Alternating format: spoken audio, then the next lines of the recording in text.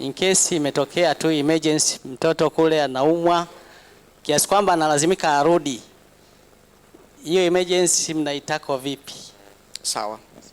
Hivi ikitokea kuna emergency labda ya ugonjwa nje ya nchi, sasa hapa nitalijibu kwa India, lakini at the same time nitalijibu kwa nchi zingine vile vile. Utaratibu wa vyuo vikuu vyote huwa kuna department inaitwa International Division Department, ambako mwanafunzi akifika chuoni ndipo anapokwenda kusajili pale.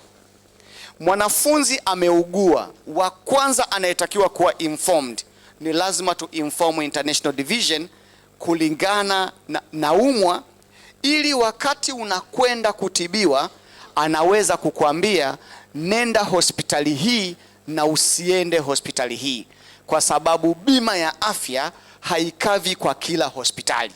Hilo la kwanza. Sasa hiyo ni kwa upande wa India. La pili, matibabu ya India, mwanafunzi hatumii bima kama Tanzania. Nje ya nchi majority bima inakava kwa inpatient, mgonjwa aliyelazwa. Sasa ameugua iliyolazimika arudi nyumbani. Sasa inategemeana na polisi ya nchi. Ziko nchi kabla ya kukuruhusu utoke wanakuhold uendelee na matibabu kwanza. Utatoka kwa kibali maalum cha daktari, lakini ukitaka kutoka kwa nchi ya India hata kama huumwi, kuna kitu kinaitwa exit permit. Unatakiwa kuomba kibali kwa ajili ya kutoka.